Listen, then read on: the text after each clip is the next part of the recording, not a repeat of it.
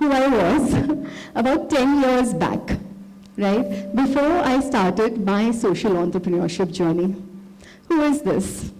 This is SWATI, having ticked all the boxes in her life, a good graduation from a good college, MBA with as a finance topper, working in multinational and national companies for over 12 years, living the high life, right? A loving husband, exotic vacations, and all of that. And then something changed. This is what happened. You see these two cuties? They are Avya and Arana, my children. I became a mother. And when you become a mother, motherhood is like really, really powerful. It changes a lot in you. The way that you think, the way that you feel. Your entire empathy becomes at a very different level.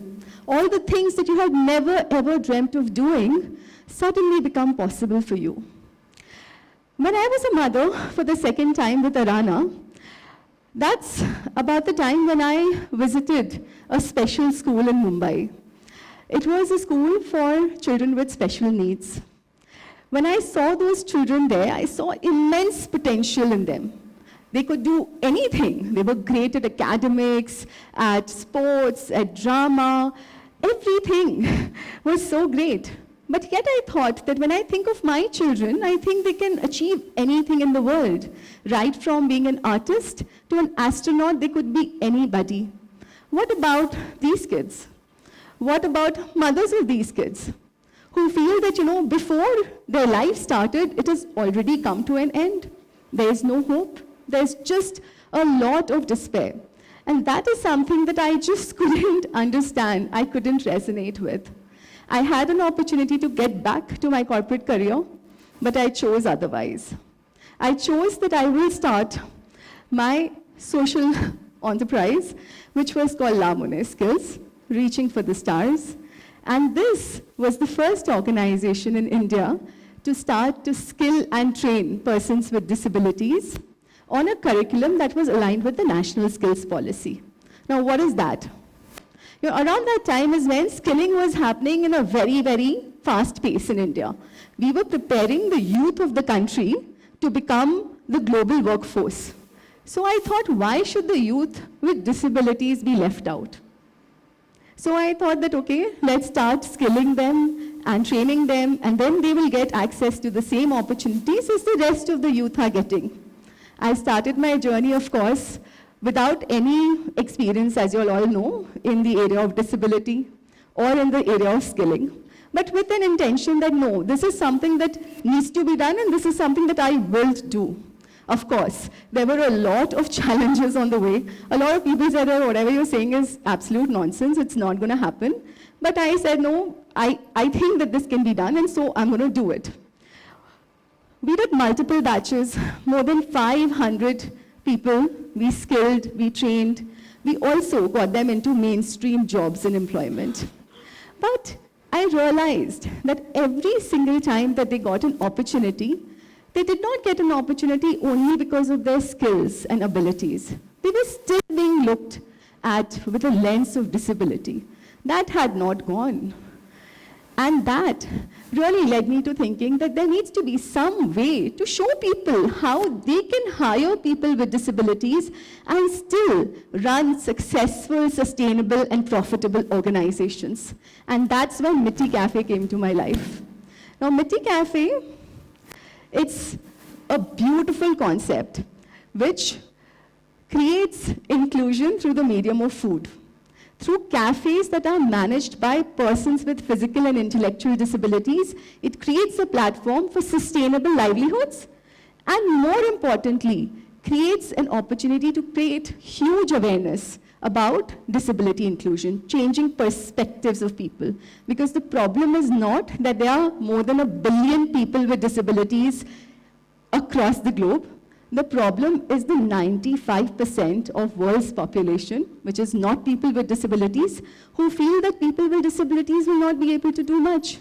So it is not the 500 people that I skilled and trained and got into employment, the 50+ MITI cafes that we have today, that is going to make a difference. The difference is going to be through each and every one of you becoming a part in the journey of inclusion. If you see this picture, this girl sitting here, she was the first employee who came into MITI Cafe. This was the first MITI Cafe also. It was in a dilapidated tin shed which was home to generations of rats. This girl that you see over here, she came crawling in for her interview because at that point in time, she or her parents could not afford a wheelchair. There are many things that biology can't explain. When she came to us, her hands used to tremble like this. If she held this clicker, it would fall. With 4 months of training of half a cup of coffee that was given to her every day, this girl today, she sits on a wheelchair that she's bought with her own money. She manages 10 other people with disabilities, and she's the manager for our first cafe. Her name is Kirti. And as I speak to you today, we have hundreds of such Kirtis across the 50 MITI cafes that we have. And together, they've created magic. They've served more than 11 million meals and beverages. With every cup of tea that they serve, they change someone's perception about how they view disability and inclusion. Now, you know, when we always talk about having like a normal life, right?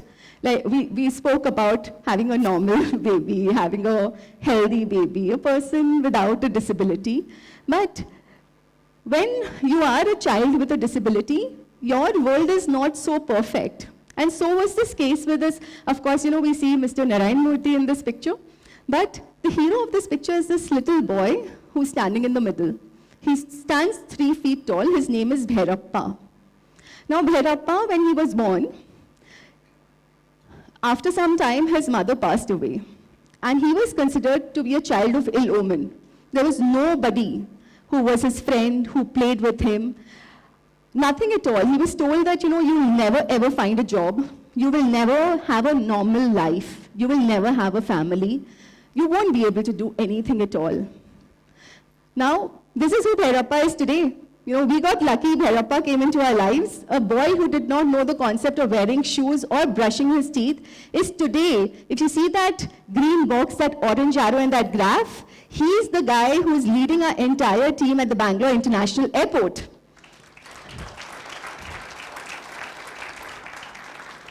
Now, Bhairappa was also told that he will not have a family, right? Everybody needs a family, everybody needs love. Don't worry, something amazing and magical happened. This is what happened. Bhairappa found the love of his life, Rupa, at MITI Cafe. They fell in love, and what next? They got married. And as I speak to you, we have more than 30+ love stories happening at MITI Cafe every day, where we are changing the perspective of what does normal life look like for persons with disabilities. Everything is possible, everything. Now, of course, you know, there have been many, many challenges in every journey, including ours. When we think about COVID, you know, we were speaking about COVID recently, and it changed everything for everybody. What I would just like to take away from that is, it gave an opportunity to our team, who was now empowered. People coming from these communities that you can see on the screen right now, they were the ones who were said that, you know, we're not going to spend any money on you. We have very limited means. We'll put, you know, our other children to go to school for education, help them, because at the end of the day, they will be the ones who will take care of us later. You won't be able to take care of yourself also. But COVID is when our team of adults with disabilities, now empowered and so empathetic, went out to the communities where they came from, and they served them meals and food when there was none available. The migrant workers, the daily wage earners, they were without food and water, and that's when our team went in at the peak of COVID and served more than 6 million meals and beverages that they had cooked with their own hand, packed with their own hand, and went out into the community, fearless of COVID, helping the people who had rejected them in the first place. Now, how is it that all this was possible? Like today, I said we're at 50 cafes. How was that possible? Was it possible only with the hard work and the passion that we had? I think it was a culmination of a lot of things. A lot of people who believed in us, who supported us. And we see the largest change makers, the largest leaders in India, whether political or business leaders, all coming in and pledging their support for the cause that we are working for. Whether it's the Honorable President of India or the Chief Justice of India, here Olaf Scholz, the Federal Chancellor of Germany, who came and visited Mitti Cafe in his visit to India, brought the entire movement of inclusion at a global stage. Here we see it's Mr. Prem Vatsa. He's called the Warren Buffet of Canada. There's Mr. Rajnath Singh Ji, the Defense Minister, Jeet Adani, from the Adani Group, a great supporter of the cause of inclusion, Mr. Hari Marar. These are the guys who have really believed and trusted in us. And of course, there have been a lot of recognition that we have gotten because of the work that we've done. We recently, this year, won the National Award from the Honorable President for the impact that we've been able to create in lives of persons with disabilities. We've gotten an award from the United Nations, from Commonwealth, Niti Aayog, and so on. Again, people from all walks of life really owning the journey, becoming a part of it, and creating that awareness that we are really talking about, right? Whether it is the film stars or the media or the social media, everything is there to create this small spark into a movement of inclusion, a movement that all of y'all can be a part of. And finally, where I started from, the mothers who had no hope. These are the mothers, a few of the mothers of the people with disabilities that we've worked with, who are now happy because they see a hope. And these people are the ones who are creating hope for the billion people with disabilities across the globe, for whom economic independence and dignity is not yet a reality, but hopefully it shall be very soon. Finally, I just would like to say that as a woman, when I took this detour in my life, I changed my path from being a corporate employee to owning my passion and gathering the courage to start. Of course, it was not an easy journey. There were many ups and downs. There were many moments when I thought that, what am I doing? Is this really what I should be doing? But today, when I look back, I have a family where my husband is also an entrepreneur. We are a family of 2 entrepreneurs. When I look at my children, when I look at my family, I think they see a lot of pride in what I'm doing right here. There's definitely a scope to create a lot of wealth, but there are very few opportunities to gather all the blessings that you can get with the work that you do. So, thank you very much, and I hope that all of y'all also find your calling and do the best that you can. Thank you.